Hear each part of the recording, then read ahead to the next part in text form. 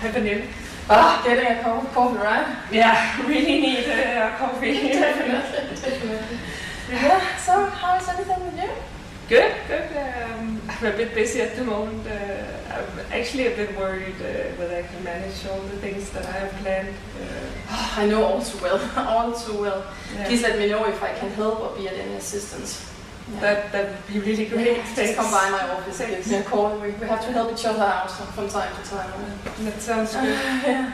Well, I'd really love to stay and chat, but I have a meeting in 3 minutes, so I have to go. Okay, yeah, totally understandable. Bye. My spontaneous meeting with Maria while getting a cup of coffee essentially illustrates what my paper is about. In the paper, I examine informal encounters surrounding coffee breaks at work. Coffee sociability at work is part of workplace culture.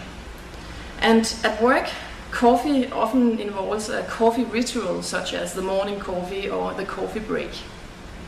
And the phrase, "let's have a cup of coffee," has come to mean "let's have a conversation."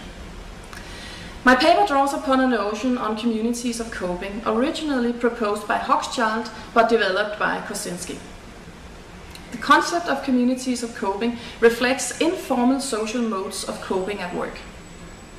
In my paper, I show that coffee breaks are examples of communities of coping.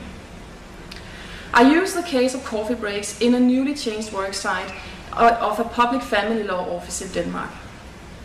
The 24 caseworkers that participated in my study helped me identify that within an emotional taxing occupation, coffee breaks are very central to the social and personal well-being. The caseworkers describe their workdays as filled with cliental contacts and pressures, leaving very little personal space and social room for them to accomplish rest and self-prepared work. In light of compelling work demands, the caseworker perceived coffee breaks as utmost important for them to deal with their jobs. When having a cup of coffee together, caseworkers were able to ventilate feelings of frustration and to seek social support and understanding from each other. However, as my study takes place in a newly merged workplace, I'm able to show that communities of coping can be difficult to enter from outside as a newcomer. Overall, my study is an example of looking into the corners and corridors of workplaces, where workers can speak more openly without the presence of clients and managers.